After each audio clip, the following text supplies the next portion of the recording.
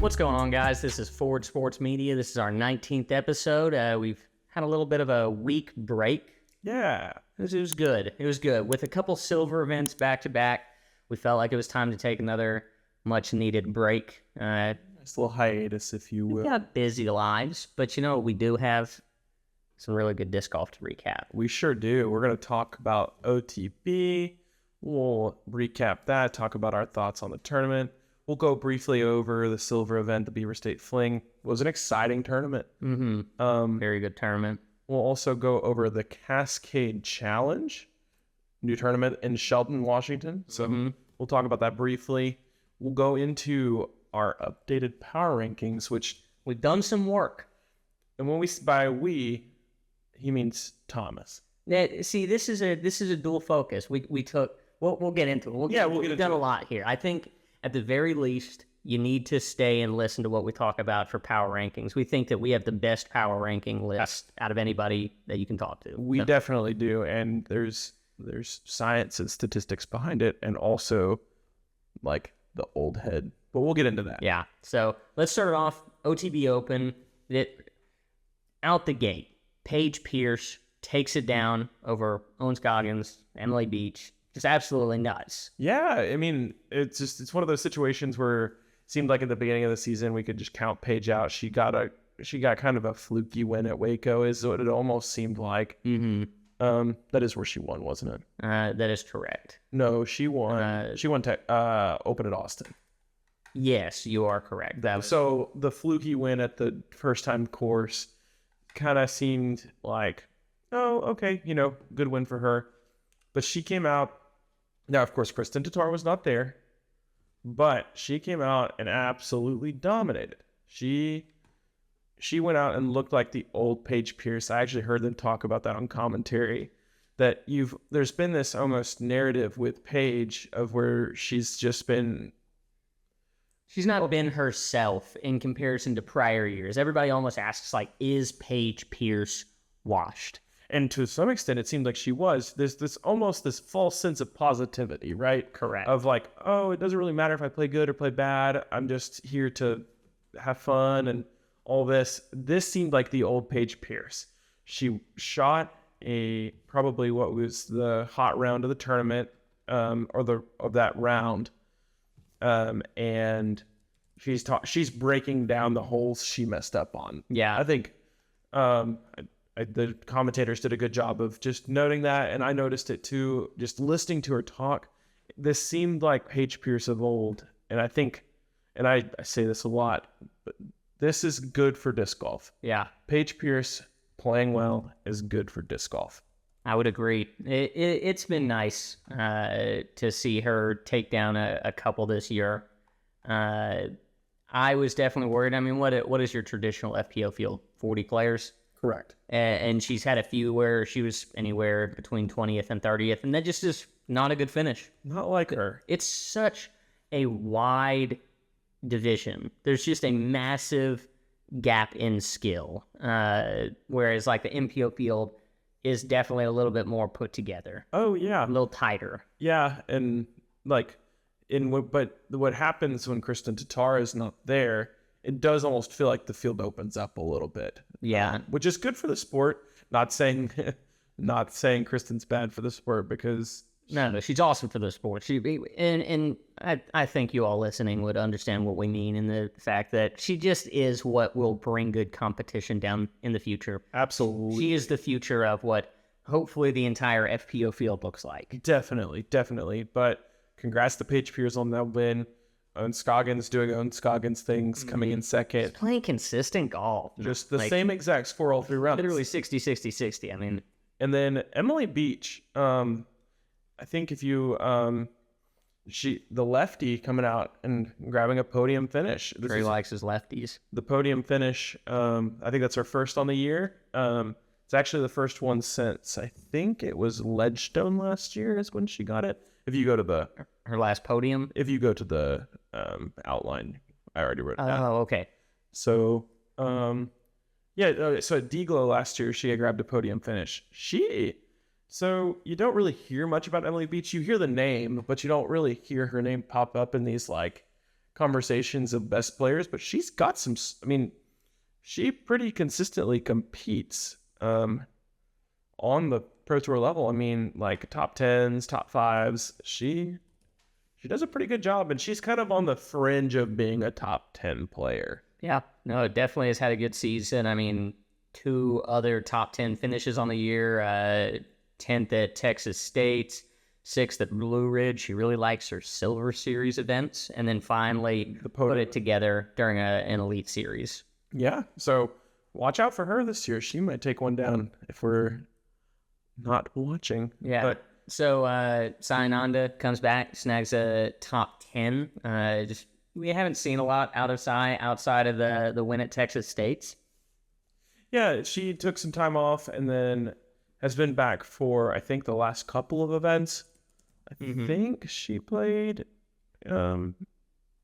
It looks like she played. The last was the Open at Austin, Texas State. It's where she took it down. She played the Texas swing. and leading into it, so Vegas, Waco, and then has come back on the West Coast swing. So, yeah, actually, she is on this list. Yeah, there's so the season for the most part. I mean, there's not very many events. Yeah, which that kind of holds her back. And it looks like she's going to continue playing. She signed up for Cascade, for Portland, and then several other Pro Tour events down so another year. We'll continue to see her compete in that.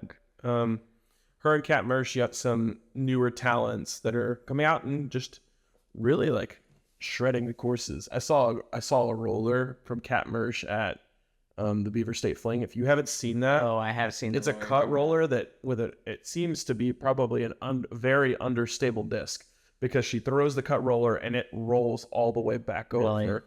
It was a sick shot. So if you haven't seen that, go check it out. But they both got top 10 finishes. But Thomas, talk about a turnaround. So just for reference, last episode, Trey had his segment for his, was it Triumphs and Tragedies? So Triumphs and Tragedies, and Emerson Keith was like number 2 as the biggest tragedy, having a terrible season. And immediately after that week, Emerson goes in and takes it down. Dude, he just absolutely crushed it. I mean, he played just some unreal golf. I can't remember what hole he threw, just this insane forehand flex line on. It was like one of the top shots of the tournament that they were posting all over Instagram in particular. But yeah, just an awesome fashion took down the OTB. Yeah, he just played consistent golf. He didn't have the best round 1, then goes out and shoots what is now the course record, round 2, and shoots a solid round 3. He sees people kind of crumbling around him, and he just keeps going and trugging along. Emerson had a comment about his shot on 18. His shot leading into the tee on 18 is very similar, eerily similar, honestly, to Paul's 2021 Worlds shot that he had to get up and down to seal the event, that Paul proceeded to mess up and go into a playoff and lose. Where, people might view it as just an easy hyzer, I think is the verbiage that was used. And Emerson was like, no, I'm not going to assume that this is like an easy shot. I'm going to be very intentional and throw the shot that I think I should throw as if the pressure's on me. And threw a wonderful shot, put it in, took it down. So, I mean, what a win for him. What a win for a Lone Star Discs. That is really cool to see Lone Star take that. I mean, that's their first. Yeah, that's their first win for a MPO, FPO player on their team. So at an Elite Series, even silver events. So this is the first time that's happened. So that's good for Lone Star Discs. They're showing you can win big tournaments with their discs. Now let's talk about Aaron Gossage. What on earth? Dude, I thought I had it picked perfectly. Did you pick? I picked him to win. Pick Goose? I picked Goose to win. And everything was pointing to it happening. At one point, he had a 4-stroke lead. It just unbelievably bad putting.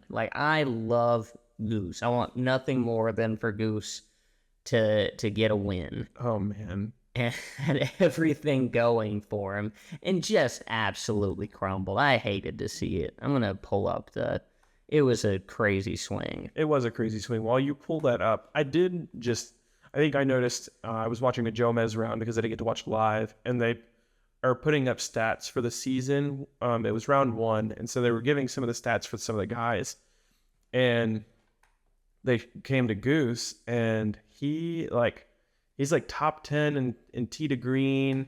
He's in circle. It's like circle 1 in regulation. Like, he is like top 10 in both. And I'm like, man, that's really good to have both of those going for you. Mm-hmm. But they very clearly left out every putting stat. Mm-hmm. And we watched why that was the case. Yeah. Unfortunately. It was a tough one. I was looking to see, he was 5 over par between hole 13 and hole 18. He went double bogey on 13, double bogey on 17, bogey on 18, and it was a 5-stroke differential between him and Emerson. All you had to do was play par golf. And I don't say that because I think it's easy. I get that these are hard courses, but you have to put it together. You're a professional, and like you've played Worlds, you've gone to a playoff with the GOAT. Yeah, like this. You playing against Emerson Keith is just not the same level of pressure. I expected Aaron to have it together on that one. I did too. And what you don't see in there are the missed birdie putts too. Oh, he had so many opportunities to really put this tournament away. I mean, his stretch from 3 to 7, and 3 to 9, he birdied 6 of 7. Mm-hmm. He was on absolute fire, and then he misses a putt. Yeah, and then he misses another putt. Yeah, it was a tough scene. 3 putts. You know, it was a tough scene. And so it was not exciting to watch. You felt just terrible for him going from first to tied for third. And let's talk about number 2, Gannon Buhr, playing an absolute heater, throwing a 1072, shooting 11 under par. Was it Emerson shot 12 in round 2? He shot 12 in round 2. So that was the hot round of the entire tournament. But Gannon, you mentioned from the 5th card. Yeah, he was on the 5th card, and everybody was talking about him. It was overhyped for sure. They were talking about it when Emerson and Gossage were like only 1 stroke behind him. Right. But he was He was like 9 holes, and I was like, this is a little much. But he had 9 birdies in a row. That's when that conversation started. I don't know. Were you watching live? I feel like we were both watching. We were both watching live separately. Correct. That's when that conversation really picked up, and that is nuts. And to only lose by 2 with the bogey on the last hole. Yeah, you came in and you gained 4 strokes on the leader in the event, so he started 5 behind. Yeah, and it really was a terrible approach into the green. And he had the bogey on 8. Yeah, it's just like I don't know if you saw that shot. Yeah, peeled way left. He left it pretty long. It seemed like he read the wind incorrectly or something along those lines. It just didn't seem like a very Gannon Buhr shot. Well, because that was the shot that would have because he went OB, if I'm not mistaken, and then missed the putt, which gave him the bogey. And if he had birdied that hole, that's what would have made the differential and had him tied with Emerson. Now, Emerson could have played the final hole differently and probably would have with that in mind. He got to play it very safe. Correct. And so that's not to say that Gannon would have tied and gone into a playoff in that case. But he definitely could have. Yes. The option was there. Yeah. So absolutely crazy finish. This is what I love about disc golf. And this is what I love about watching live disc golf. Because I don't think you really get that feel in the slightest from watching post-produced coverage. There's not as much of like an emotional buildup. You're not getting to watch those in the middle of the walk conversations that are going up, seeing their faces as they stand and watch and feel the nerves. Like, I'm a big live sports person. Oh, absolutely. It's the way to watch disc golf. We'll go ahead and shout out those podium guys as well. Isaac Robinson, Cole Riddall, and Goose. That is Cole's first podium finish of the year. That's his second. Is it his second? He's had 2. He's had 2. He took one at Waco. Let's see. Yes, Waco. So yeah, he's got a couple of 3rd place finishes. So I mean, he's a guy who It was Gossage's first. It was Gossage's first. Isaac's got several now. That makes sense. And so yeah, Cole had a lot going for him. Yeah, and if you go look at his scorecard for round 3, he 4-putted a hole. The 7 there, the triple, Yeah, the double on, that's a 4 putt. that was a 4 putt. He was putting for eagle. Oh, well, no, excuse me. It's hole 8. No, 7, excuse me. So he had the birdie putt on 7 and whiffed. For the 2, for the 3, for the... Yeah, that makes sense. So, That sucks. so if 4 he, stroke swing right there. yeah, I mean, he had a birdie putt. It was a long, There tough one, for a but potential solo second if you don't do that and you actually make the putt. yeah, he would have been very much in contention if not for that hole. So it's tough. He'll get back on top. He will. He'll get there.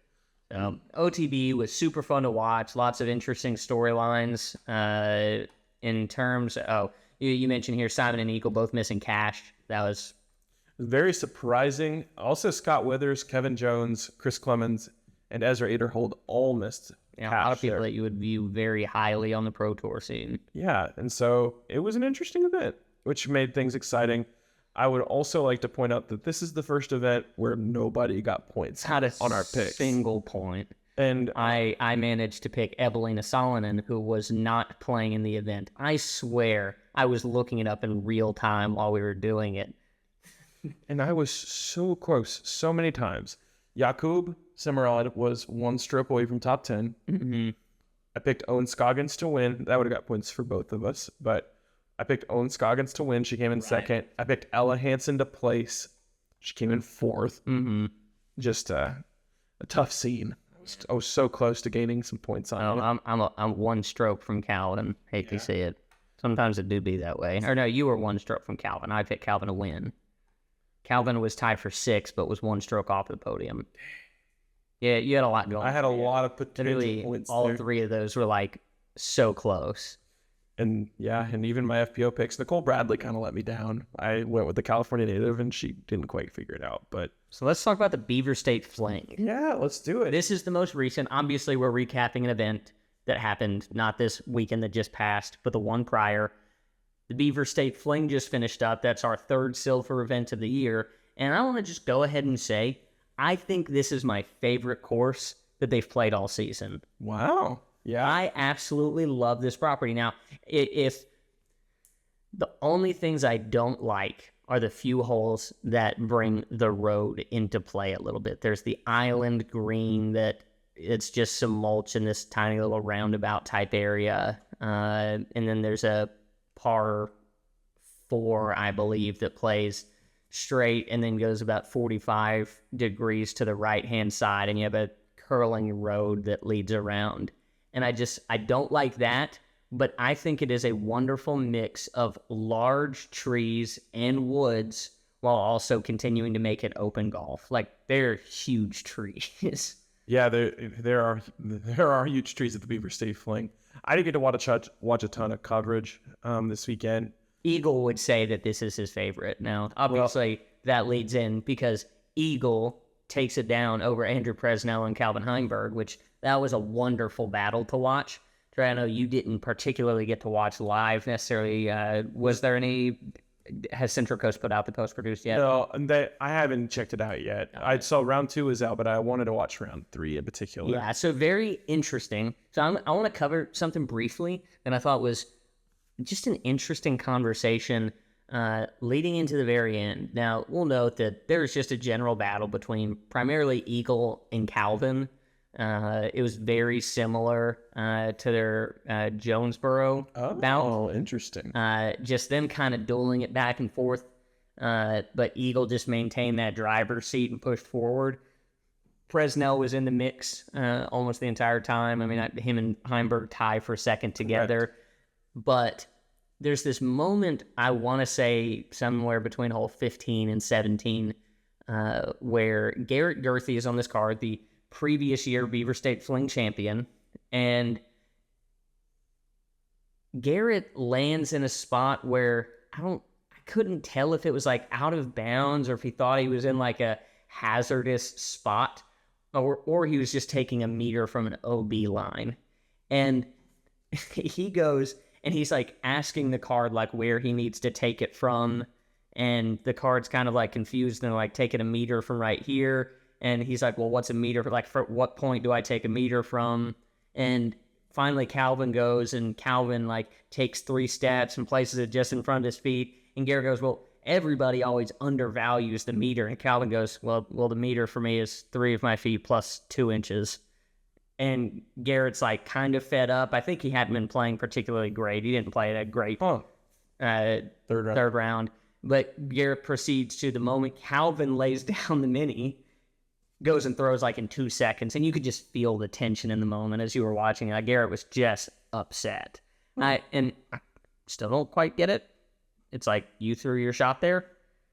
Like, it wasn't your card mate's fault that you landed in the spot that you did where this rule thing came up, and it is their obligation to like tell you where they think you should take it. Like, yeah, and you're asking the question, like, I mean, which you have to do, but like, if your card is making a consensus, you like don't really have room to like argue. I get like it's difficult when you're having a tough round, and I think the way you want to, and obviously you want to stay competitive. Oh, for sure. But it was an interesting one. Just thought I'd discuss that briefly. Which is this? This is the Beaver State. He's right there in 12th or 10th or 11th. Yeah, he's it. So really tough way to finish the event when you're in the top 4 going into the round, and then you proceed to shoot a 64. Yeah, that's a tough scene. So not having a great round to begin with. So that definitely leads you to not feel very good when you're shooting -3 and everybody else is shooting between 7 and 12. Yeah. It is good seeing Gary Gerthy back in contention to some extent, though. He's a fun guy to watch. He always plays good in Portland. He won the Beaver State Fling last year, threw away the Portland Open on hole 18 against Simon. Yeah. We'll talk about that a little next week as we preview the Portland Open. But tell me about the FPO side. Yeah. So this was a 2-person race pretty much the entire time. Yep. The differential between second and third was 10 strokes. Just crazy. This reminded me of old Paul and Ricky comps. Yeah. Where they just ran away from everyone. We haven't seen a tournament like this happen really with 2 people. Now, Kristen's run away from some tournaments, but we haven't seen anyone run away like this since I'd say the European Open for the MPO side last year. Yeah. Where Paul and Eagle had their just like battle. So good. And this had a similar vibe to it, but Jennifer Allen took it down, and I think the statement point was hole 1, final round, 365 feet. She goes up, throws the flex shot in the bucket. Just nuts. I was checking scores and I saw that she was 2 under through 1, and I was like, surely that's wrong. And I scroll over. 1. What a way for the leader of the tournament to start the final round. It's just like, it almost feels like a miniature nail in the coffin. Like, obviously, you've got 17 holes to play. And Holland Hanley competed the entire time. Yeah, there's no like wide race. That was very narrow. It was tight, but it just never felt like Jennifer Allen was going to lose after that. Definitely. So it's good to see Jennifer Allen take down what I believe they said was her first Pro Tour win. Yes, it was her first Pro Tour win. Holland Hanley playing close almost every tournament. Yeah, she's going to take one down too. Yeah, that's another person we've talked about taking things. There's several players that are just on the cusp. She'll take one down. I don't really have any doubt there. We've got Ricky Wysocki playing his first event back of the season. Been dealing with the Lyme disease flare-up. Has been seeking medical counsel, talking to professionals, and finally feels the ability to go out there and compete, and plays a really good event. I mean, for not having played Pro Tour disc golf for like 10 weeks. 10 weeks. Something like that, yeah. It's a super solid round. I think this will just propel him to better things. Yeah. So we'll see what he does at the Cascade Challenge. Yeah. So we'll do a quick preview of that event. It's going to be in Shelton, Washington. This is a new tournament to the tour, new silver event. And so we don't really know a ton about the course, don't know a ton about the play. I'm going to assume some West Coast Oregon-style disc golf, probably pretty similar. Oh, and did they have any type of event last year at this property? I mean, maybe it was just there's no particular event that was under the name Cascade Challenge last year. So Corns from Resistance Disc is running it. Cool. Yeah, so it looks like this is a brand new event. we don't know much about this in particular. I wonder if the Pro Tour event page says anything about it. Or if there's like a scroll back up real quick. Is there a I was going to see if they mentioned anything right here. Primarily Tight lines carved through an old growth evergreen forest, plenty of gaps off the tee. Quintessential Pacific Northwest disc golf course. There we go. So we're gonna see something. We're gonna see some Pacific Northwest disc golf. We're gonna see some Oregon golf in Washington. That I feel like that's gonna be a beautiful course to watch with the evergreens. So definitely check out the DGN if you're not already subscribed. Take a look at that. Yeah. Who do you think is going to take it down, Trey? MPO? MPO. I gotta go with my guy, James Proctor. Yep. Coming back from a win over across the pond. Yeah, him and James Proctor and Eric Oakley went to Sweden, I believe it was, to play a Clash Discs sponsored event. James and EO were actually in second and third, respectively, going into the last round with a 957 player shooting lights out. Hey, shout out to that guy. I don't know their name, but, absolutely crushing it. But then James goes down and takes it, so he'll be coming back from that, back out this way, and you think he's going to take it down. You think, who do you think is going to take down FPO? Got the quintessential second place finisher. Going to finally take one down. Owen Scoggins. There you go. So I think Owen is she's always there. She's always consistent. Some of the top folks are not going to be there, so it's really her time to shine. So we'll go FPO for you first, Thomas. I'm going to take Holland Hanley. I think she's finally going to do it. The two people we previewed and said, hey, these two are bound to win a tournament soon. It's got to happen. It's one of them that's going to win this event. I feel pretty confident about that. Yeah, I mean, Paige Pierce isn't playing, Kristen's not playing, so you got Holland, Ella, Kat, Jessica Weiss. I mean, you've got a decent field. So I don't see Owen Scoggins anymore. Interesting. Yeah. Okay, we will go. We'll make a quick detour pick. Man, isn't that nice when I find it out for you? I do appreciate that. Let's see. Lone Star Disc got a win at OTB. I think they snag another win. I think Lisa Fakis takes it down. All right, there you go. Very nice. So you got Lisa Fakis. I pick Holland Hanley, and I'm picking Ricky to take it down. I think he's warmed up, ready to go. He's going to take down the Cascade Challenge. I think that's a very good pick. Let's move into power rankings. So as a preface for this, so Trey and I did our power rankings a couple weeks ago, or was it? It was part of two podcasts. It was last podcast. It was part of Triumphs and Tragedies. They were the triumphs, and so we did that. A lot of it was like head knowledge, like looking at some stats, looking at some head-to-heads, but not really breaking it down too much. But what we really need, and what I've spent some time doing, Trey is our residential disc golf head, old head, as some might say. He just knows disc golf really well. He's been in the scene for longer than most people. He's got a 5-digit long PDGA number. 10 years of disc golf played, and 10 years of disc golf followed. I've been following the tour as long as I could. Yeah. So Trey is our residential disc golf head, and then I'm our residential data nerd. So we balance each other out well in that aspect. And what I've gone and done is I have developed my own personal power ranking algorithm. I won't get into many details because this is top secret. No one can find out how we do this. Yeah, they won't be able to put together exactly what we do, but just for some reference points, some things that really matter, obviously, wins, podiums, top 10 finishes. Obviously, we want to have a little recency bias, and we want to just compare people who's playing. There's a lot that goes on in the algorithm that I've put together. So I have that run via some Python code that I've put together. I compile all the data from events, run my code, and I feel pretty confident because Trey and I have talked separately. Trey talked about what he would view the list as. I took my list in our lists matched up. Like, we were very close. We made a couple of tweaks here and there were some minor differences that honestly we came to the conclusion that like it didn't really matter which way you put it. There were some very close there's some like A, B, C almost, like you could put these folks in whatever particular order.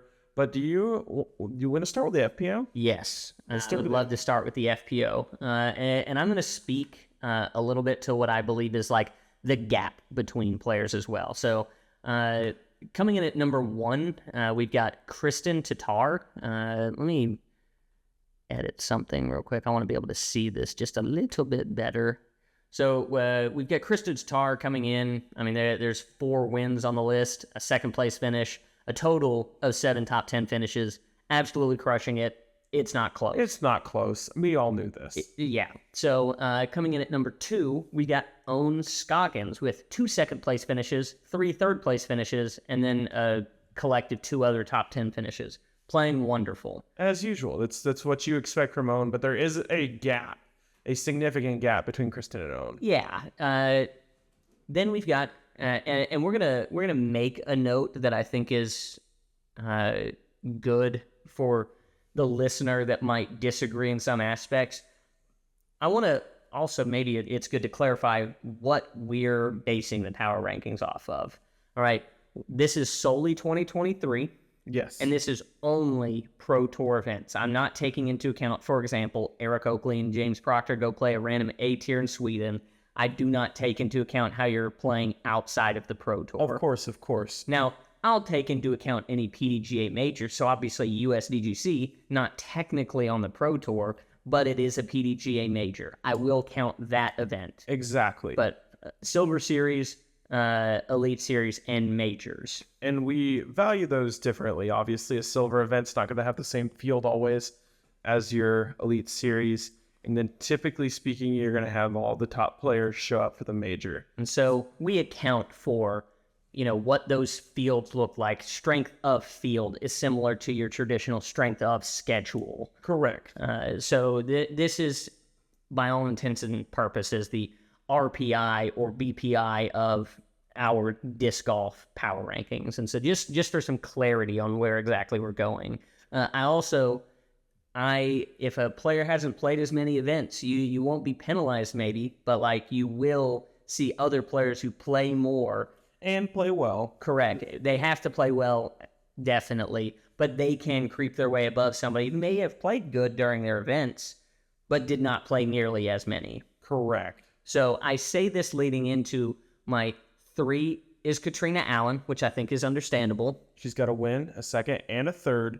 And then 2 other top 10 finishes, played wonderful. She's had some rough moments on the season. I don't want to discredit that, but having a win, a second, and a third on the season is fantastic. And so then I've got Holland Hanley just barely behind. Now Katrina the Cat was a decent gap. We didn't talk about Cat Mersch. I did. I mentioned the first, second, and third. No, Cat Mersch. Oh, Cat Mersch. Yes, Cat Mersch in number 4. With a very close 5th in Holland Hanley. Kat's obviously with the win in an event, but not as many top 10 finishes, but Kat takes it right over Holland Hanley based on that win. Winning matters. It does. And it's just Holland. I mean, Kat's got the worst event overall compared to Holland's 21st finish. Kat has a 24th finish, which, that doesn't seem terrible. This definitely looks different because my FPO doesn't color it differently. Yeah, we'll get there. But yeah, so Kat barely over Holland. Holland barely over Ella Hansen, who just has played really consistent golf the whole year. But number 7 is where I really get into this. Paige Pierce obviously has just recently won the OTB Open and has 2 wins on the year. She's besides Kristen, the only female who has 2 wins on the year. But has only played 5 events, obviously due to injury, but has only played 5 events. And the other 3 events, she has 0 top 10s. Correct. It has been... There's only 2 wins that she is really riding this season on. Yeah. And so a 27th, a 29th, which is like your I don't know, 60 maybe even missing cash probably in those events. Yeah, it's just it's not been wonderful outside of that. So the Champions Cup finish was rough. So all of that to say that if Paige Pierce had played more events, she would almost definitely be in at least third or fourth place, maybe third. So that is my side on that. I agree with that. At number 8, we've got Missy Gannon with a second and a third place finish, several top 10s. She's just playing very consistent golf like she always does. Definitely. Haley King at number 9 with a second and a third place finish and a few top 10s, but not as many as Missy. And then we've got Jessica Weiss at number 10, who is significantly behind. There's a decent gap between, like, once Haley King hits, there's a pretty quick drop off. Very quick drop off. So your top 9 here have a pretty hefty lead over everybody. Kristen with a just crazy lead over the rest with 4 wins on the season. So, and that just back to the Music City Blue Ridge Champions Cup. That's just crazy. So that is your FPO division. I like to think that's a pretty solid list, given how we feel we should be doing. Oh, absolutely. And I'll just say a couple of folks just missing the cut who could definitely work their way in. Got Sarah Holcomb. Obviously, she's just a very consistent golfer. Has a second place finish on the year, several top 10s. You could see her with another strong finish jumping into that spot. Hannah Blomroos, again, no podium finishes, but 4 top 10s. Yeah, playing consistent and playing a decent amount of golf. And then Sai Ananda, who has played 6 events, has the win at the silver event, but has not played near as much as her competition. Yeah, and I think my thing is off. The matches for some reason isn't up, but I think she's only played 4. Only played 5. 5. Okay, so we can just not worry about this. That's totally fine. We'll look at that at another time. But let's jump to MPO. I think it'd be kind of fun to go in reverse order here. Yeah. So is this the order we decided on? No, we switched 7 and 8. Yes. So coming in, you go and we'll back and forth it. Yeah, I'll take evens, you take odds. Yeah. So coming in at number 10, and this guy was not on our original rankings, but Vino Makala is coming in at number 10. Yeah. Vino has played every event this year, has competed, had a slow start to the season, didn't play super great at Vegas and Waco, but has consistently improved, played well at Austin, had a rough experience at Texas State, but then since then has played very good disc golf. Yeah. Well, I think Vino was on our list. I actually think it's number 9 that was not on our list originally. No, we didn't have Vino for sure. I know that because we had, maybe we. I'm almost certain. As we lead into number 9, we had him instead. Oh, that's right. So, yeah, making his debut on the 4 Sports Media Power Rankings. And Vino is just dang good at disc golf. He's just consistent. He hasn't done anything overly special. His beginning of the season was rough, but he's really, really figured it out. So I think he's got a lot going for him. And then number 9. Number 9, we've got Niklas Antela.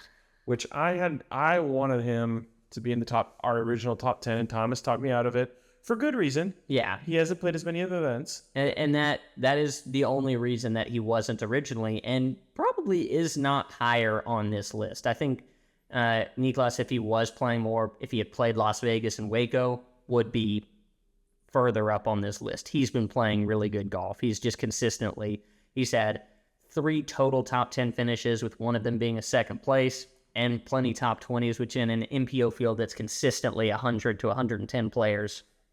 Really very good. Solid. That is really good golf. Number 8, who do we got? We've got the man himself, James Proctor.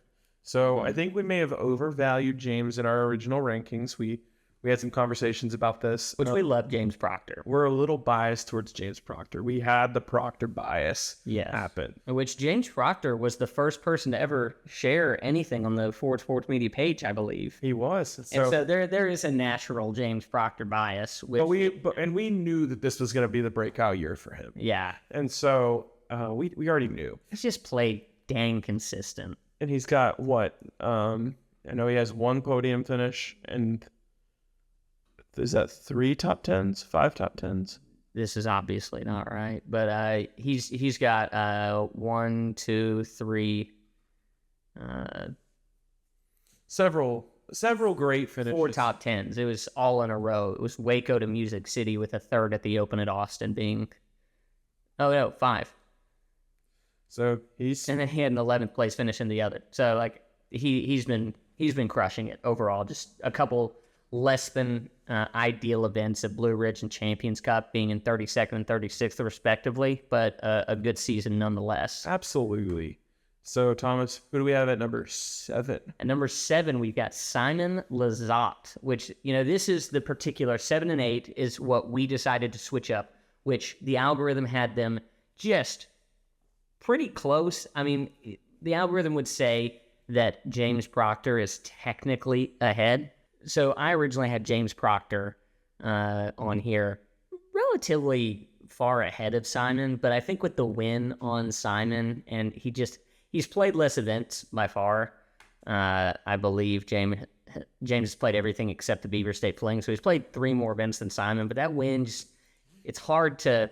He's got a win. He's got a 2nd place as well. Like, James has played way more consistently and has played more events, but this is one of our exceptions that we feel like we should make. Yeah, because, again, winning matters. It does. And we're fine-tuning this the way that we want. We'll eventually come to a conclusion on, should we completely exclude performances that were not on the Pro Tour? We'll probably stay there. What should we do if you're not playing events? Maybe there's a level of, like, by the end of the season, we'll have a very strong case for being able to put out the top 10 players of the year. And we feel very good about the list, but there are definitely a few tiny tweaks that we would like to make, but past that, this list was pretty good. So 7 was James Proctor. 7 was Simon Lizotte. 7 was reading my actual list. 7, Simon Lizotte. Trey? 6, we have Anthony Barella.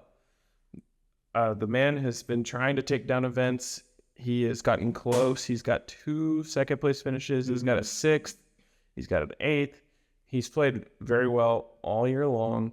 He's just had one off event at the Open at Austin, 51st. Everything else has been top 20.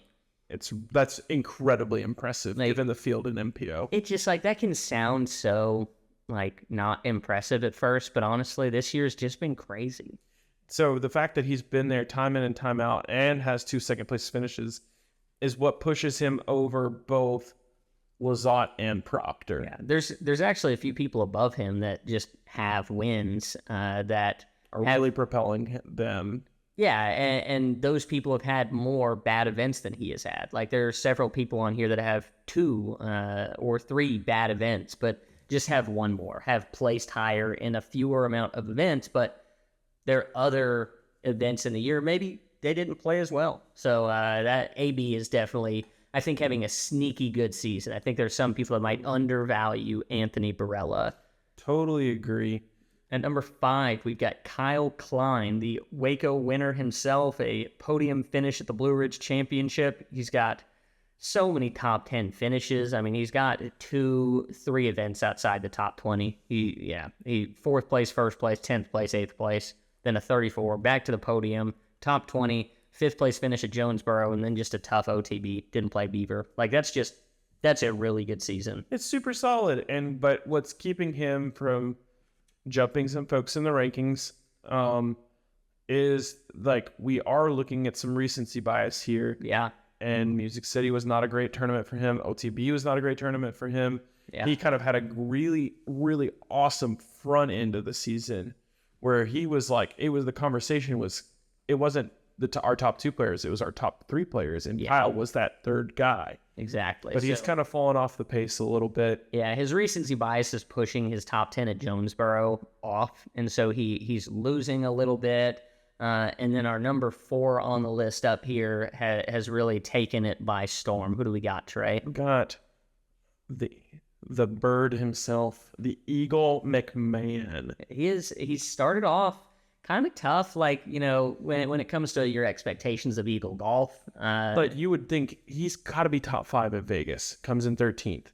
Waco 35th. It's kind Yeah, of for the course. different. I could almost expect that. Open in Austin 6th, solid finish. Music City Open, I thought would play to some of his strengths as well, and he comes in 18th. Which is, again, a solid finish for the field, but just not Eagle Golf. We're talking top 5 people here. You got to play better than that to really be pushing up towards that, like, top 3. And then he goes Champions Cup 2nd. Jonesboro, 2nd. OTB, bad. 55th.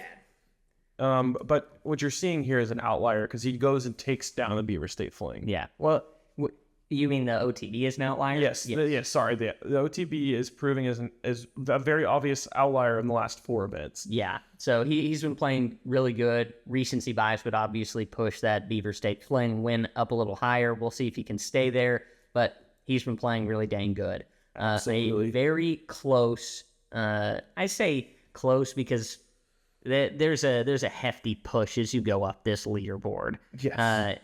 Eagle is just a little bit behind Isaac Robinson. And honestly, if it weren't for a couple events, Eagle could be up there. Eagle has not played 2 events this year, 2 of the Silver Series event. Beaver was his first Silver Series, and up here, having played every event thus far, Isaac Robinson, the major champion himself, started off the season really tough with an 82nd at Las Vegas, a 45th at Waco, 52nd at Texas State, but then finally starts picking it up and plays complete top 20 golf, everything except for the Beaver State Fling within the top 10, takes down Champions Cup, which is almost recently pulled out of the recency bias area, but the second place finish at Jonesboro with third place, he literally went 1, 2, 3.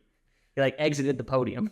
Yeah, he just walked off of it. Exactly. So Isaac Robinson, dang good at disc golf, playing a ton of disc golf, which I love. I love seeing these guys up here, which are people that have played all the events as you would anticipate. I think you could expect if you watch disc golf who's going to be up top. If you want to pause the video briefly and guess who you think 2 and 1 are going to be. But coming in at number 2, we got Gannon Burr. Yep. Now, what keeps Gannon from that number 1 spot is the number 1 guy does not have a finish outside the 16th. Yes, Champions Cup was his worst finish by far. His second worst finish was 6th place. So Gannon had we're talking about number 1, but yeah. So number 2 Gannon had a rough start to the season. I say that in quotes because he got 30th and 24th, and those are his 2 worst events. Which is crazy because everybody else on this list, their worst event is much worse than that. Wins just playing insane. Wins Open in Austin, wins Blue Ridge Championship, goes 2nd at Jonesboro, 3rd at OTB. No, sorry, excuse me. Wins Blue Ridge, and then goes 7, 10, 2, 4. Yeah, it's insane golf. He's playing out of his mind. But we all know who the number 1 player is. It's Calvin Heinberg by a wide margin. It's not close. The man is on a mission this year. It's just crazy. 3 wins so far, 3 third-place finishes, a 2nd place at Beaver State. I mean, the worst was Champions Cup at 16th. It's a non-question. We don't even have to talk about it at this point. Calvin is just the best disc golfer this year on the Pro Tour. He is the best disc golfer in the world. Yeah, it's no question. No question. Yeah, where you at, Paul? Where you at, Paul? Europe? You're Europe? Yep, you're at Europe. Speaking of people traveling, I did want to just briefly shout out the Japan Open champion, Jeremy Collet. Let's go, baby. Going and playing the unsanctioned event. We're not really sure why the event was unsanctioned, but he takes it down. I think he won by 16 strokes over Manabu Kajiyama. And the highest rated player in the world. Is he still? He still is. He's 1051. And everybody else is kind of falling down. Unsanctioned, so it's not on here. It's not going to be on there. Yeah. Yeah, I mean, some tough competition. Manabu is not, there is definitely some inflation on his rating based on his competition. That is not to say he's a bad player. He's good at disc golf. He's a very good disc golfer. Come and play. I want to see him come play some Pro Tour matches. I think he's playing Worlds. Is he? I think so. I think that'll be very interesting to see. Yeah, I don't know if he'll be super competitive, but it was good to see Germ go out and just play phenomenal golf. I love it. So that's our power rankings. We feel pretty confidently about this list. If you think that we've messed something up on here, feel like something should be changed, let us know. Leave us a comment. More than happy to field your questions and tell you why we think that we're right. And you're wrong. Exactly. So the last couple things we've got on here, we've got new discs. Do you want to just hit us with a quick summary? So yeah, we're gonna change up new discs a little bit. Sometimes there's gonna be like 20 discs that are new, and I don't want to go over all of them because that's gonna take a lot of time. Yeah. So what we're gonna do from now on is the disc I'm most excited about, and the disc with the most unique name. Now this is gonna be disc or discs. This time we have discs. Yeah. And if you want to go ahead and pull up the PJ website, because I want to make sure I get these names right. So for my favorite disc that I'm excited about is the Tempo from Axiom Discs. And it is a it's looking like a putter. The pitch? Pitch, yes. Tempo is the zone clone. Got it. But this is looking more like looks like a flat top putter, but maybe it looks a little more blunt edge, and so you might see something that's a little more understable. I'm excited to check that one out. But what you're most excited about is it seems there is a new company. Or a company we just haven't heard of thus far. They do not have a website because I looked. I wanted to buy a disc. But Thought Caught Discs has come out with 4 new discs. All by the suffix Bob, which seems to be a cat. Must be the manufacturer's cat. And so we have, to start out, the Parking Bob. I'll try to put these on the screen if I remember. Parking Bob is a understable fairway. And the stamp is a police officer giving out what I believe is a parking ticket. And it is Bob the cat. Yes. As the officer. So we have the Glow Bob. Which is understable mid. Not really sure what's going on with the stamp here. Don't get that one. We have the Choo Choo Bob. Which is a train that does in fact go choo-choo. With Bob on it. It is a stable mid. And then last but not least, their putter, the Bumble Bob. Which is a bumblebee, but with Bob on it. And I would just like to point out that Bob is still wearing the Bobcat. That makes sense. Oh, we think that this is just a cat named Bob. Oh, I think this is just a cat named Bob. I prefer that storyline. So in the Choo Choo Bob, he's wearing he's got a engineer hat. Yeah. But then if you go to the Bumble Bob, he's still wearing the engineer hat, but he's got little antennae like a bumblebee would have. So that's our new discs. I'll be very interested if there's a time in which we can get our hands on these. We would love more than anything, if you're a new manufacturer, to talk with us. We would love more than anything to go out and review your discs. We just enjoy new plastic. Whoever it is, we appreciate your ventures, and we would love more than anything to talk, buy a disc from you, whatever it be, review it. So we've got one last on here. We've got a quick little fun and games. You mentioned this is a surprise for Thomas. What do you got? Talking about yourself in third person, though? Yes. No. So this will be quick. Just I had some free time this weekend, and I was looking through the approved discs list because that's kind of what I do. Mm-hmm. And I was like, I wonder how many discs I remember throwing.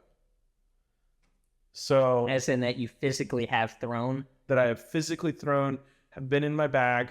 That was the key point, is like, I know for a fact that they have been in my bag at one point. Yeah.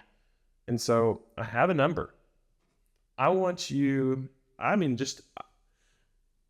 don't even want to give you an over-under. I just want you to guess how many discs I've thrown in my life. How many unique discs? Not unique like discs. Now, are you considering different plastic a different disc? Only for Daredevil discs. Only for Daredevil. Because they are labeled different discs. So I went off of every approved disc. So now, like where I've thrown a Star Rock and a KC Pro Rock, I'm not going to call that two different discs. So I'm going to call you in at like 93. You are way Is it higher? It is significantly higher. 180? 206. You went through every individual? I went through every manufacturer that I knew I had thrown from. And that was conservative. There were discs like... That makes sense that it would be that high. Well, because like... You've been playing a really long time. I've thrown a variety of manufacturers. I've thrown all of Daredevil's line. I've thrown pretty much almost every end of a disc at some point has been in my bag. A lot of Discraft. And I went through a Prodigy phase. Yeah. I'm still kind of in my MVP phase. Right. Got all bunch of sure you've done the variety of Trilogy. Oh yeah, I went through a big Trilogy phase, and I've thrown most of the West Side discs. So it was kind of comical that I was just doing tally marks because I was bored at home, and so I was just like, I wonder what this is going to be. Very interesting. Figured you would enjoy that. Yeah. Maybe you can go through and we can guess yours next time. Maybe we can. If you think that you are higher than Trey, or you think that Trey is lying, let us know, and we'll make a run through everything. I will list every single disc. I can't tell you off the top of my head, but I will go through a list together. Yeah. So appreciate you guys for watching. That is the 19th episode of our podcast. We're on to number 20 next week. So appreciate you guys for listening. We'll have this out as soon as we can. We'll catch you guys in episode 20.